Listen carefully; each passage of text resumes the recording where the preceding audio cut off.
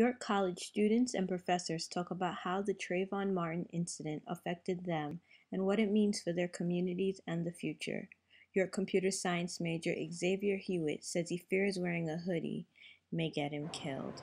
Yeah, of course, because, I got a black hoodie. Like, if I come in here wearing a black hoodie and holding Skittles, iced tea, am I going to get shot? See, that scares me. It's not safe out there.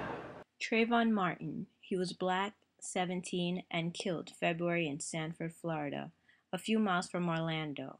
The Sanford police say neighborhood watch officer George Zimmerman said he shot the teenager in self-defense.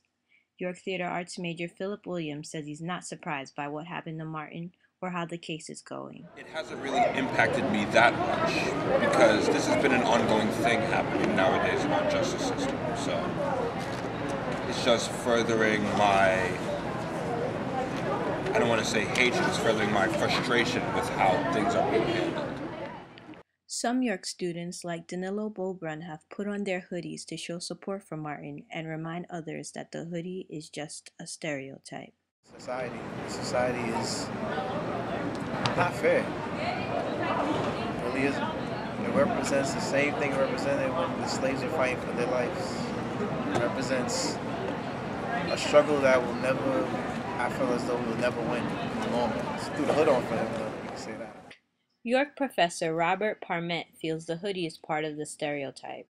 He says that people's misconceptions lead to incidents like this.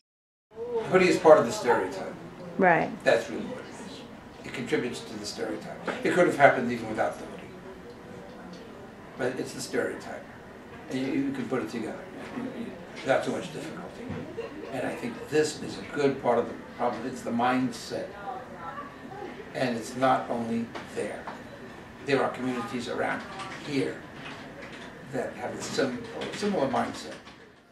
York assistant professor George White, on the other hand, feels the hoodie had nothing to do with the situation. The hoodie had nothing to do with that. The hoodie had nothing to do. Zimmerman had made his decision about what he thought Trayvon was doing. If this had been a white kid in a hoodie, there would not have been that level of suspicion, or at least he would hesitate for a second because he knows, oh, there's white teenagers that live in this complex. So maybe because it's raining, they're trying to protect their heads, that it's not suspicious behavior. But because he identifies this person as black, then having the hoodie up means that somehow he's suspicious. So how can the communities you live in make a difference? That's the question for York behavioral science professor Ron Daniels. But out of the tragedy, out of the pain, we have to look at what the possibilities are. And that means we have to act. We have to become engaged. We can't sit idly by and simply protest this one time and wait for the next one. We have to go to the root causes and to begin to demand that black communities be made whole, because they never have been. Daniels also says that people must start looking at the broader issues of policing and the negative imaging of black men in America in order for things to change. I'm Ariana Prendergast.